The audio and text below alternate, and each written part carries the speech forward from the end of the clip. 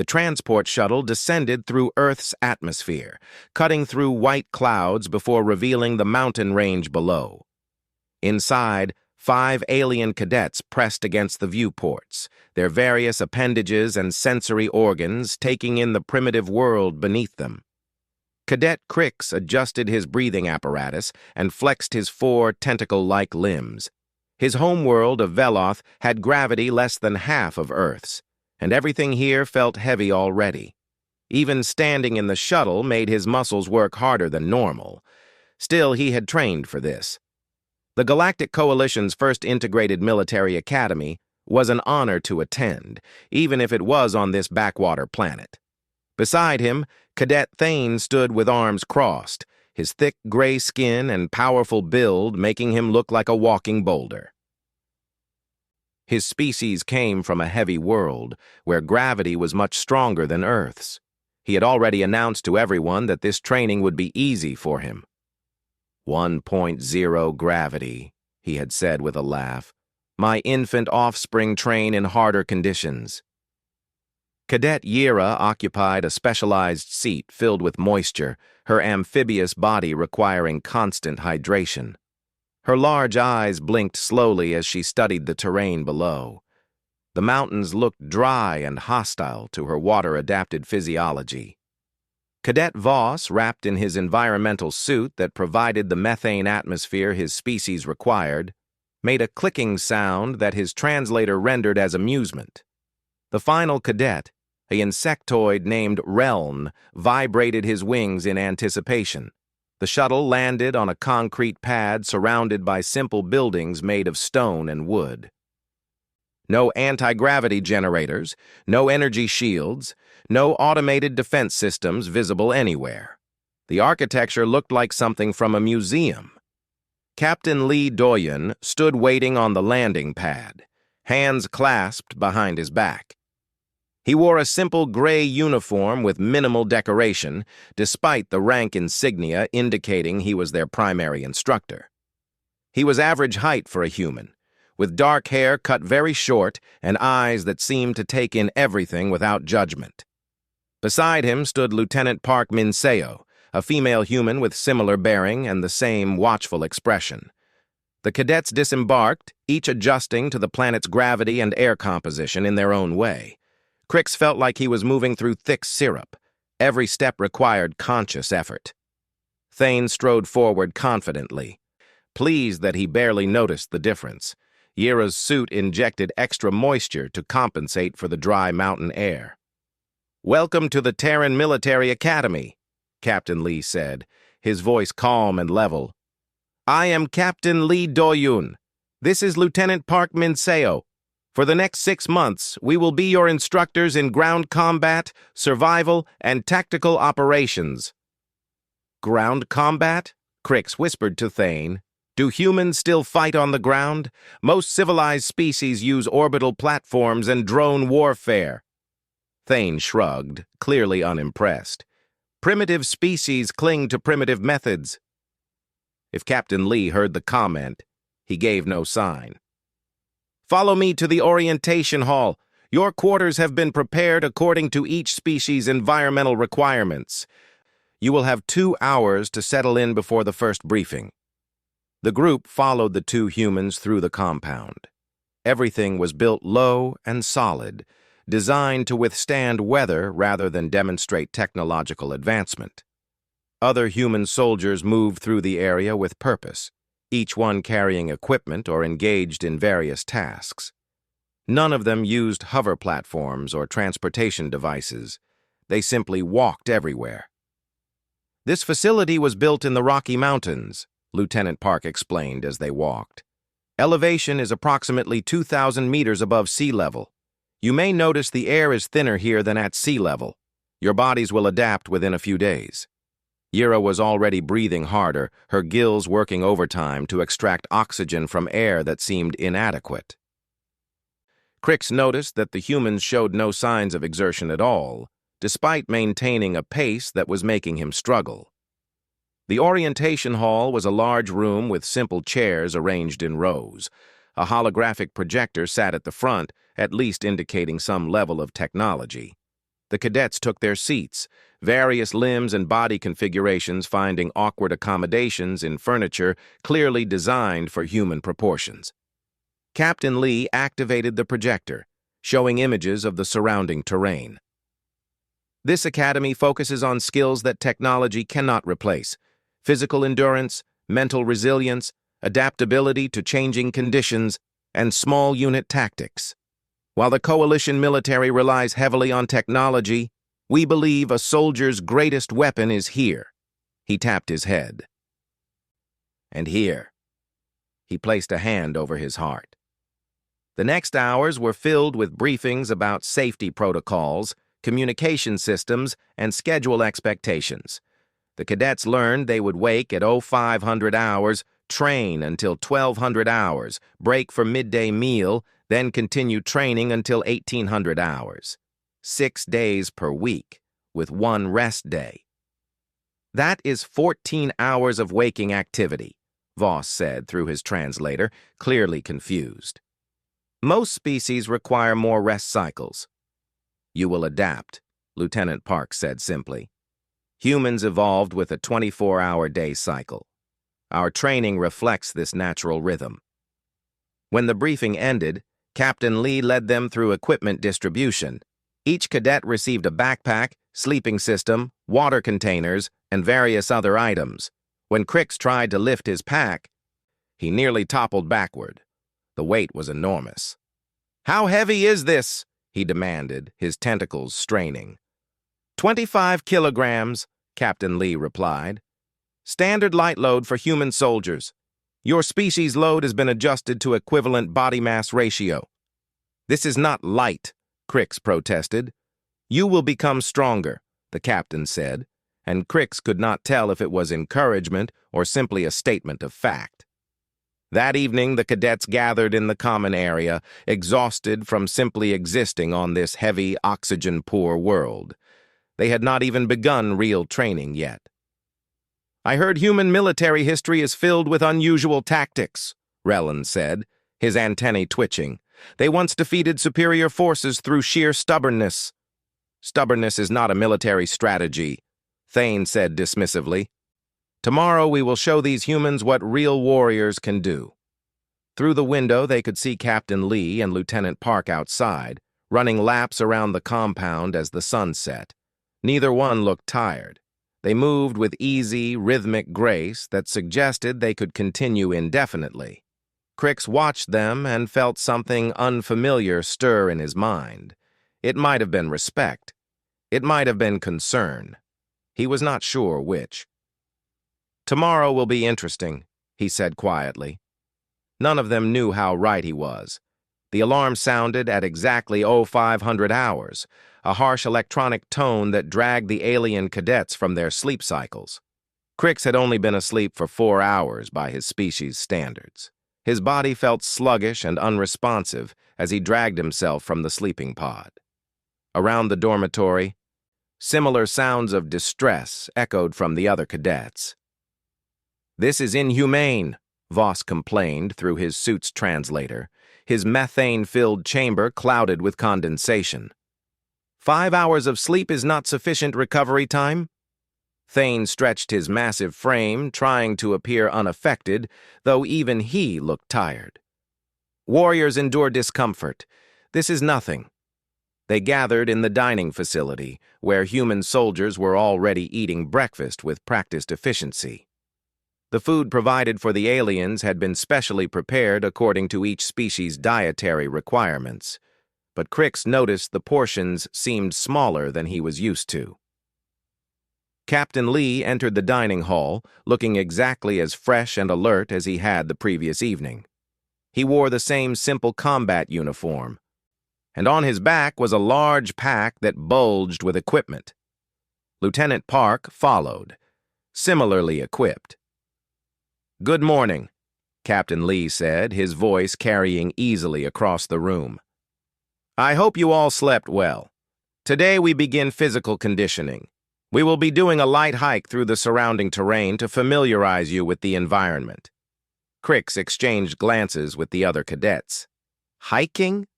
That was what ancient species did before they developed transportation technology. Even the poorest colonies used hover platforms or automated vehicles for moving across distances. "How far is this hike?" Reln asked, his translator making his clicking sounds into words. 15 kilometers, Captain Lee replied. "A simple out-and-back route that will let you see the mountain environment. Should take about 6 hours with breaks." 15 kilometers? Yira's voice carried disbelief. "My species typically travels such distances using water current systems or vehicles." "Today, you will walk," Lieutenant Park said, her tone leaving no room for discussion. "Packs are waiting outside. Everyone will carry appropriate loads. Meet at the trailhead in 15 minutes. The packs were heavy, desperately heavy. Crix used 3 of his 4 tentacle limbs to hoist his onto his back and immediately felt his body protesting. The straps dug into his flesh, designed for human shoulders that did not exist on his body. Around him, the other cadets struggled with similar problems. Only Thane seemed relatively comfortable, his heavy world muscles handling the weight with less difficulty. "This is manageable," he announced proudly. "My species carries heavier loads regularly."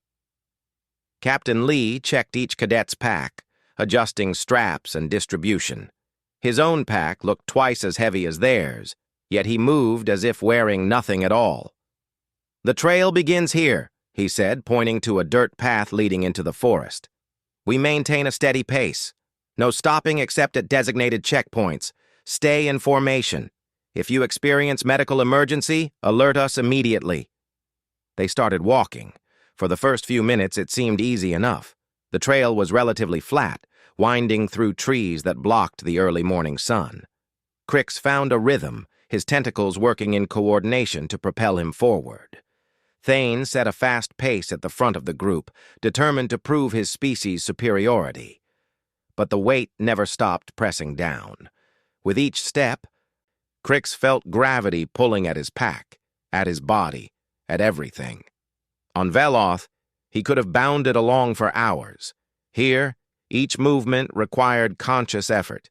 His breathing became labored, his limbs burning with exertion he had never experienced before. After 2 kilometers, the terrain changed. The trail began climbing upward, following the mountain slope. What had been manageable walking became a struggle against elevation. Each step now fought both the weight on their backs and the incline of the path. Lieutenant Park jogged past the line of cadets, moving backward with easy grace to check on everyone. She was not even breathing hard. "Looking good," she called out encouragingly. "The first climb is always the hardest." Yira was making wet, gasping sounds, her gills flaring wide as they tried to extract oxygen from air that seemed to grow thinner with each meter of elevation gained. The moisture system in her suit worked overtime, but the dry mountain air was stealing water from her body faster than it could be replaced. Voss's environmental suit began emitting warning beeps. His internal temperature was rising from the exertion, and the suit's cooling systems were struggling to compensate. Methane species were not designed for sustained physical activity in Earth-normal atmosphere. By kilometer 5, the confident group that had started the hike had become a straggling line of exhausted aliens. Crix's tentacles were trembling with effort. His body, designed for low-gravity environments where movement was effortless, screamed in protest at this sustained torture. "Captain," Crix called out, his voice hoarse. "Request permission to rest." Captain Lee checked his wrist device, which showed their pace and distance. "Checkpoint is at kilometer 8. We rest there. Maintain formation and continue." "But we need to stop now," Crix insisted. "No, you want to stop now," Lee replied calmly, still walking at the same steady pace he had maintained since the beginning. "There is a difference. You are capable of continuing. Your biology is not in danger. You are simply experiencing discomfort." Thane, who had been so confident at the start, was now at the middle of the pack. His heavy world muscles, built for explosive power and short bursts of activity, were not designed for this endless, grinding endurance. His species hunters killed quickly and efficiently, using overwhelming force. They did not chase prey for hours across terrain. The realization was starting to dawn on all of them. This was not a difficult hike by human standards. Captain Lee and Lieutenant Park showed no signs of fatigue whatsoever. They moved with mechanical consistency, their breathing steady, their pace unwavering. Meanwhile, the supposed elite warriors of 5 different species were being broken by a light hike. At kilometer 7, Realm stumbled and fell, his insectoid legs buckling under the combined weight and exhaustion. Lieutenant Park was there instantly, helping him up with surprising gentleness. "Can you continue?" she asked. "I must," Realm said, pride forcing him forward. "Then we continue together," she said, and matched her pace to his slower one without complaint. Finally, mercifully, they reached the checkpoint at kilometer 8. A small clearing beside a stream offered flat ground and the sound of running water. The cadets collapsed immediately, various limbs and body parts sprawling in ungraceful heaps. Captain Lee and Lieutenant Park remained standing, barely winded. Lee pulled out water containers and distributed them. Park simply stood with hands on hips, looking like she could start running up the mountain at any moment. 10-minute rest, Captain Lee announced. "Drink water, check your equipment. The second half is more challenging." Crix looked at the captain with something approaching horror. More challenging? He was not sure his body could continue at all. Around him, the other cadets wore similar expressions of dismay. They had traveled only 8 kilometers. 7 more remained. And somehow, impossibly, the humans were not even tired. The 10 minutes passed far too quickly. Crix had barely caught his breath when Captain Lee stood and gestured for everyone to prepare to move again. Every part of his body hurt in ways he hadn't known were possible. The pack seemed to have doubled in weight during the rest period. "Before we continue," Lee said, standing at the edge of the clearing, "I want you to understand something about human physiology. Lieutenant Park, please explain." Park stepped forward, pulling out a small data pad. "Humans evolved as persistence hunters. Do you know what that means?" The cadets stared blankly. Rellen's antennae twitched with curiosity despite his exhaustion. "It means our ancestors hunted by chasing prey until it died of exhaustion," Park continued. "An antelope or deer could run faster than a human. It could sprint away and disappear. But humans would follow. For hours, sometimes for days. We tracked it, jogged after it, never stopping. Eventually, the prey would overheat, collapse, and die. Then we would eat." "That is barbaric," Yira said, her gills fluttering with distress. "That is evolution," Captain Lee said simply. "Humans can sweat. We dump heat through our skin constantly, which means we can run for hours without overheating. Most species cannot do this. Your bodies overheat quickly and you must stop to cool down." Thane shifted uncomfortably. His species did exactly that. Heavy world predators could move with incredible power, but only in short bursts. Extended activity caused dangerous overheating. "Human legs and spine are designed for bipedal distance travel," Park continued. "Our cardiovascular system is extremely efficient at delivering oxygen. Our feet have arches that act like springs, storing and releasing energy with each step. And our brains are wired to push through discomfort when necessary." "You are showing off," Voss said accusingly through his translator. "No," Lee replied. "We are explaining why this is a light hike for us but difficult for you. Understanding your limitations helps you overcome them. Now, let us continue." The second half of the journey was worse than the first. The trail began climbing steeply, switching back and forth across the mountainside. Rocks jutted from the path, requiring careful foot placement. Small streams cut across the trail, forcing them to jump or wade through cold water. For Crix, the rocky sections were nightmarish. His tentacle limbs, perfect for grasping and manipulating objects in low gravity, could not find purchase on the sharp stones. He slipped repeatedly, scraping his flesh against rough surfaces. Each time, Lieutenant Park appeared beside him, offering a steady hand without judgment or impatience. Yira faced different challenges. Despite being amphibious, her species lived in calm waters and smooth riverbeds. The rushing mountain streams had strong currents that threatened to sweep her away.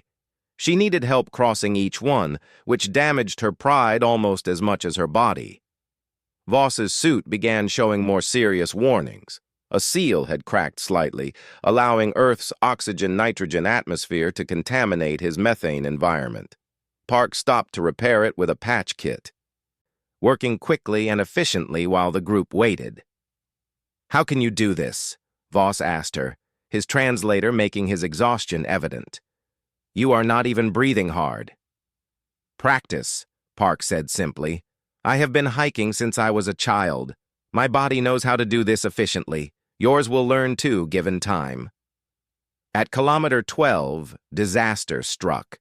Thane, who had been pushing himself hard to maintain his proud reputation, stepped wrong on a loose rock. His massive body came down awkwardly, and something in his ankle made a sound that needed no translation. He fell heavily, his face contorting with pain. Captain Lee was beside him in seconds, examining the injury with practiced hands. "Twisted ankle, possibly worse. Can you put weight on it?" Thane tried and failed, his gray skin going pale with pain. "I can continue," he insisted stubbornly. "You will injure it worse," Lee said. "We can call for medical evacuation if needed." The word evacuation hung in the air like a challenge. To quit now would mean admitting defeat. Thane looked at the captain, then at his fellow cadets. Every one of them was suffering. Every one of them wanted to quit, but none of them would be the first. "I will continue," Thane said through gritted teeth. "Just slower." Lee nodded as if he had expected nothing less. He adjusted Thane's pack, redistributing the weight and fashioning a support for the injured ankle using straps and padding. "Lieutenant Park will stay with you. Move at whatever pace you can manage. The rest of us will continue and prepare the summit checkpoint." They split into two groups. Crix found himself in the lead group with Captain Lee, along with Reln and Voss. Yira stayed with Park and Thane, forming the slower group. The final 3 kilometers were the steepest yet. The trail became more rocks than dirt, climbing almost vertically in places. Crix's tentacles found surprising advantages here, gripping handholds that human hands might have struggled with. But the weight on his back made every pull upward an agony. Lee climbed ahead of them, and now Crix could observe the human's technique. Every movement was efficient, no wasted energy. The captain's breathing remained steady and rhythmic, following a pattern that matched his steps. His boots found the best footholds automatically, as if his feet had their own intelligence. "How long could you do this?" Crix gasped out between breaths. "Do what?" Lee asked, not even turning around. "Hike, walk, whatever you call this torture." Lee paused, considering the question seriously. "I once carried a wounded soldier 40 kilometers through hostile territory. Took 3 days with minimal rest. He survived because I kept moving."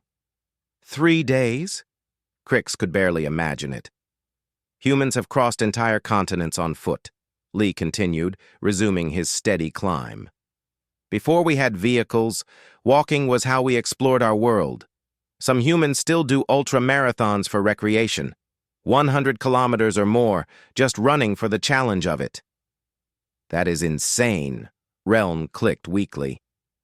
"Perhaps," Lee agreed, "but it is also human. We are not the strongest species, not the fastest, not the smartest in many ways, but we do not stop. When everyone else gives up, humans keep going. That is our advantage."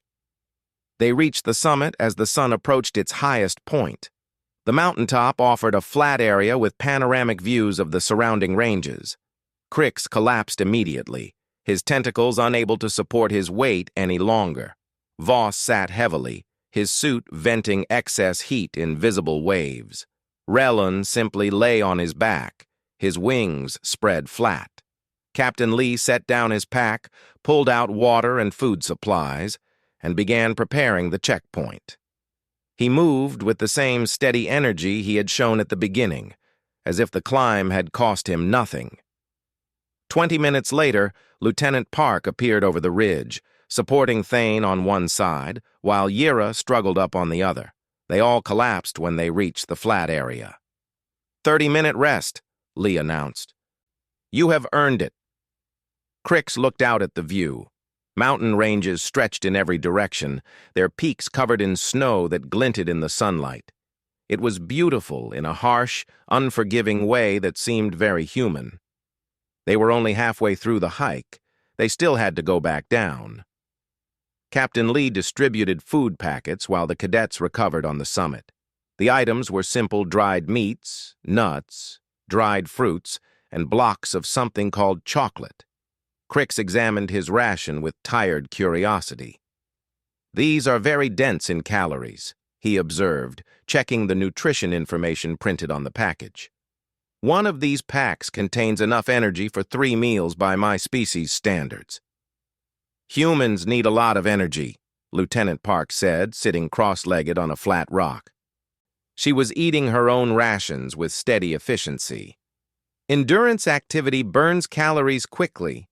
A human soldier on extended operations can consume 5,000 calories per day and still lose weight. That is excessive, Voss commented, his suit finally stabilizing after the climb. Most intelligent species have efficient metabolisms that require less fuel. Efficient for what? Lee asked, the question hanging in the air. A metabolism optimized for sitting in climate-controlled environments is very different from one designed for sustained physical activity. Humans evolved to move constantly, walking, running, climbing, swimming.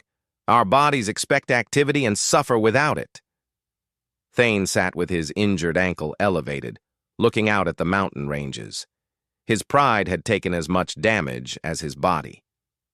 On my homeworld, warriors prove themselves through feats of strength, lifting great weights, breaking stone with our hands, fast, powerful demonstrations of force. And those are valuable skills, Lee acknowledged. In a static defense or a direct assault, your species would dominate. But war is not always about single moments of strength. Sometimes it is about who can keep fighting after everyone else has collapsed. You are talking about attrition warfare, Reln said, his translator making the observation sound like an accusation. Most modern military doctrine considers that wasteful and barbaric. Most modern military doctrine was written by species who have technology to compensate for physical limitations, Park replied. She stood and walked to the edge of the summit, gesturing at the wilderness below. But what happens when technology fails? When your orbital support is destroyed, your vehicles are disabled, your supply lines are cut? What happens when you have to move 40 kilometers through enemy territory with no support? The question answered itself. The cadets were experiencing exactly what would happen. They would fail. Their bodies were not designed for it. Crix had a sudden memory of his military history studies. The Terran Wars, when humans first encountered the Galactic Coalition. The records described human forces as primitive and under-equipped, fighting with outdated weapons against superior technology. Yet somehow, humans had fought the Coalition's military to a standstill. In the Terran Wars, Crix said slowly, thinking through the historical records, Coalition Command reported strange human tactics. Humans would attack, then retreat before reinforcements arrived, then attack again somewhere else, then retreat again. It continued for weeks. Coalition soldiers could not get rest because humans kept coming. Guerrilla warfare, Lee said, nodding. Small unit tactics combined with mobility. Human soldiers would march 20 kilometers to attack a target, then march 20 kilometers in a different direction to avoid counterattack. Then do it again the next night. Coalition forces could not keep up because they depended on vehicles and forward bases. You exhausted them, Yira said, understanding dawning in her large eyes. Like your ancestors hunted animals. You chased the coalition military until it collapsed. We did what we do best, Lee said simply. We kept moving when everyone else needed to stop. Park pulled out a small data pad and called up information. Let me show you some statistics. The average human soldier can march 30 kilometers per day, carrying 25 kilograms for weeks at a time. Some of Earth's ancient armies crossed thousands of kilometers on foot. Roman legions, Mongol warriors, Napoleon's Grande Armée, they walked across continents. But that was before technology, Thane protested weakly. Technology has not changed human biology, Lee said. A modern human soldier with powered armor is certainly more dangerous than an ancient human with a spear. But take away the armor, and the modern soldier can still do what the ancient one did, march all day, fight when needed, march again the next day. Can your species do that without technology? The question was not rhetorical. Each cadet mentally reviewed their own capabilities. Crix knew the answer for his people. Without anti-gravity assistance or vehicles, Velothians could barely move in standard gravity for more than a few hours before exhaustion made them helpless. This is why the Coalition wanted this training partnership, Voss said, his translator conveying both understanding and dismay. You are teaching us to be more like humans. We are teaching you to be more adaptable, Park corrected. Your species are not humans and will never have human endurance. But you can improve. You can learn to push past your first feeling of tiredness. You can train your cardiovascular systems to work more efficiently. You can build mental resilience. The body and mind are connected, Lee added. He walked over to where Thane sat with his injured ankle. Your injury is painful, yes? But you are still here. You chose to continue rather than request evacuation. That choice came from your mind, not your body. Your body wanted to stop. Your mind said no. My mind is currently reconsidering that decision, Thane admitted, but there was something like humor in his voice now. The rest period ended too quickly, as all rest periods do. Lee began preparing everyone for the descent, adjusting packs and checking equipment. The walk down would be different from the climb up, but not easier. Descending is harder on joints and requires different balance, Park explained. Gravity pulls you forward and down. You must resist it constantly. Your leg muscles will work differently than they did climbing up. She was absolutely correct. Within minutes of starting down, Crix discovered new varieties of muscle pain. His tentacles had to act as brakes, holding his body back against gravity's pull. Each step jarred his body as weight transferred awkwardly through limbs not designed for this motion. The humans, predictably, descended with easy grace. Their knee joints absorbed the impacts. Their ankles flexed naturally to find stable footing. Lee even managed to support Thane partially, helping the injured cadet navigate the rocky trail while still maintaining steady pace. How do human joints not break? Yira asked, watching in amazement as Park bounded down a steep section that the amphibian was having to carefully crawl down backward. Our skeletal structure evolved for this, Park called back. Arched feet, specific knee angles, spinal curves that absorb shock. Humans are literally built to walk and run long distances on varied terrain. The sun was lowering toward the horizon when they finally reached the flatter sections of trail. The last 5 kilometers stretched ahead of them, seeming impossibly long after the previous hours of torment. Crix's tentacles were beyond pain now, entering some numb state where they simply moved automatically. But something had changed in the group. They moved closer together now, supporting each other without being asked. When Voss's suit began overheating again, Reln used his wings to fan cool air over it despite his own exhaustion. When Yira stumbled, Crix steadied her with a tentacle without thinking about it. You are working as a unit now, Lee observed, watching them with what might have been approval. That is good. That is what we want you to learn. The academy compound appeared ahead like a vision of paradise.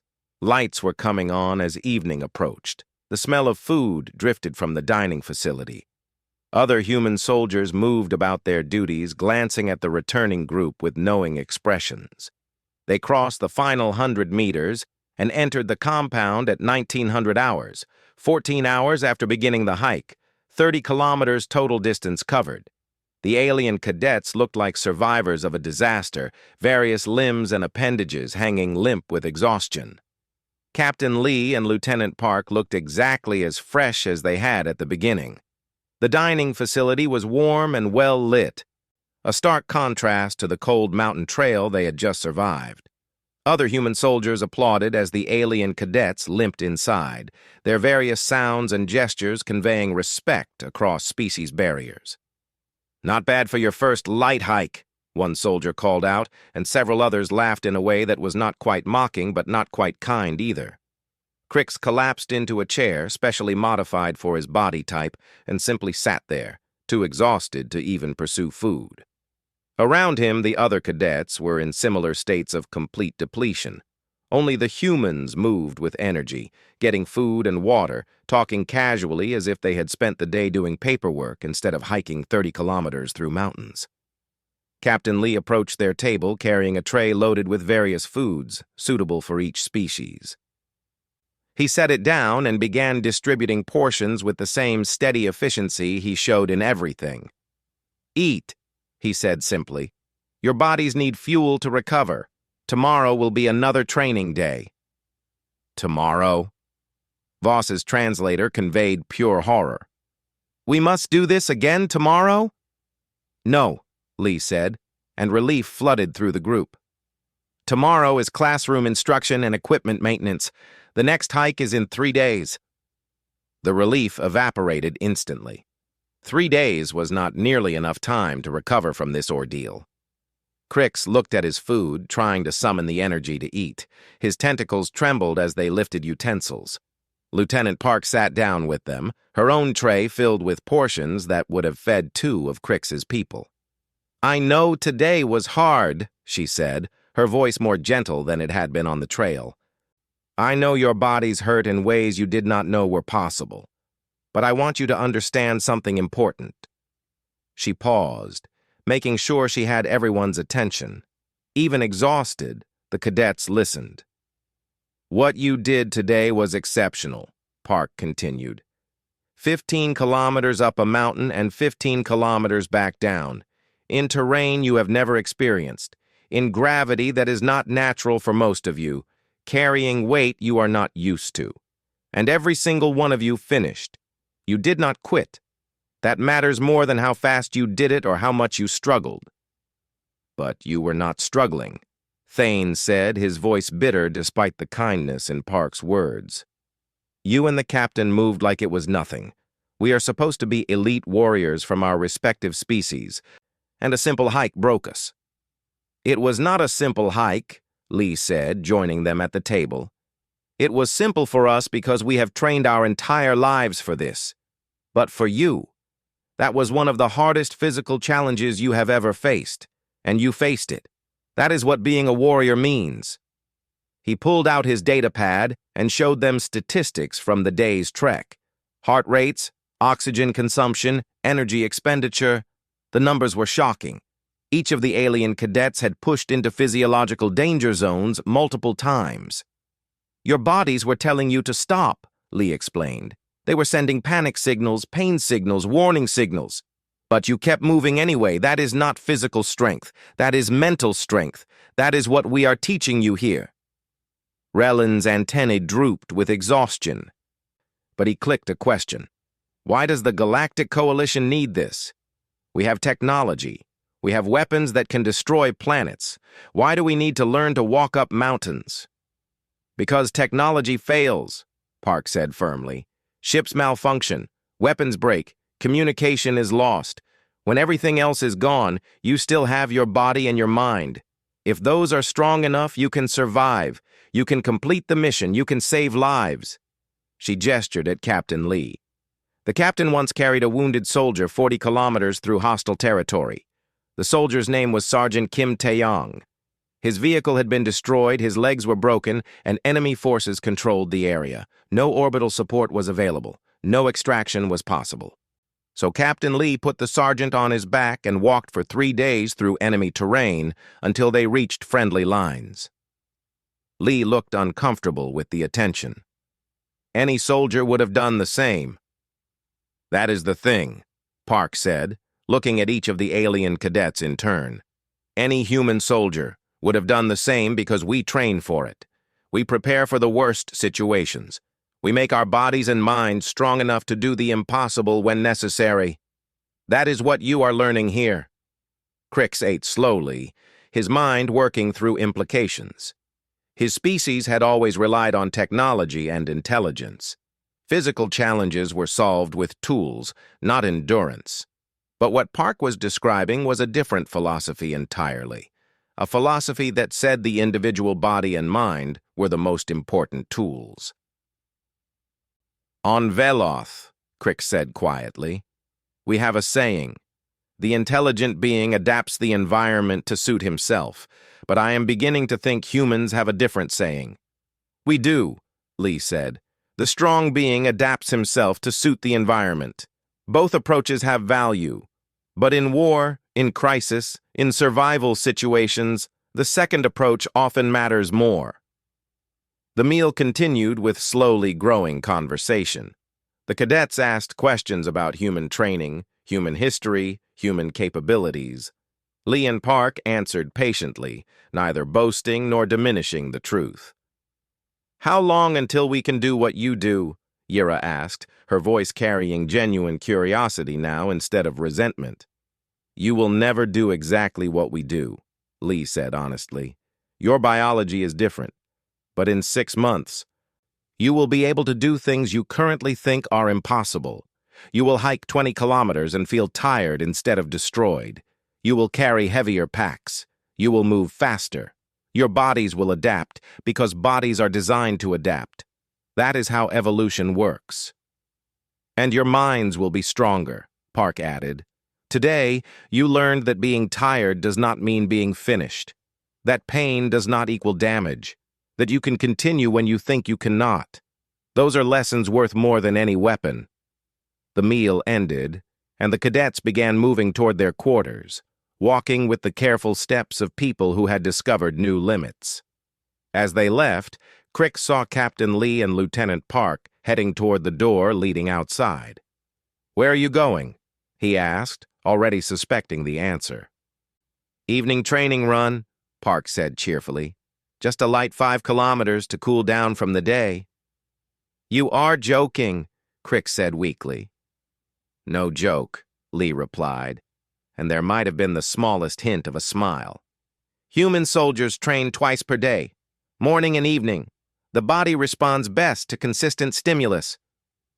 They left, and through the window, Crix watched them begin jogging into the darkness, their movements synchronized and effortless. Behind him, Thane made a sound that was part laugh and part groan. They are monsters, the heavy worlder said, but there was admiration in his voice now. They are humans, Voss corrected, which might be the same thing. Crix made his way to his quarters, every movement an exercise in pain management. His sleeping pod looked more inviting than anything he had ever seen. But before sleeping, he opened his personal log and began recording. Day 1 of integrated training complete, he dictated. Initial assessment was incorrect. Humans are not primitive. They have simply maintained capabilities that most species bred out of themselves when we developed technology. Where we chose tools, they chose endurance. Where we chose efficiency, they chose resilience. He paused, trying to find the right words for what he was feeling. The captain said this was a light hike. I now understand this was not a joke or exaggeration. By human standards, 30 kilometers with light packs truly is routine. This means their definition of a hard hike is something I cannot yet imagine. But I will imagine it eventually, because in 3 days we do this again, and the day after that, and for 6 months. He paused again, tentacles aching even at rest. I think I understand now why humans won the Terran Wars. It was not technology or tactics, though those helped. They won because they simply did not stop. When coalition forces needed rest and resupply, humans kept moving.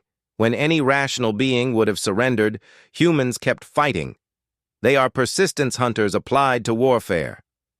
Crix closed the log and collapsed into his sleeping pod. His last thought before exhaustion claimed him was simple and profound. Humans are terrifying, and I am grateful they are allies. In the morning, the alarm would sound at 0500 hours again. There would be more training, more challenges, more lessons in endurance that his body was not designed for. But Crix found himself almost looking forward to it. Almost. Outside, Captain Lee and Lieutenant Park completed their 5-kilometer run and barely broke a sweat. They checked the schedule for tomorrow's training, made notes about each cadet's performance, and prepared for another day of teaching aliens what it meant to be human. "They will make good soldiers," Park observed. "They already are good soldiers," Lee replied. "We are just teaching them to be better ones." They walked back to their quarters as the mountain night settled in. Two humans who had spent the day doing what their species had done for millions of years. Moving forward, never stopping, enduring.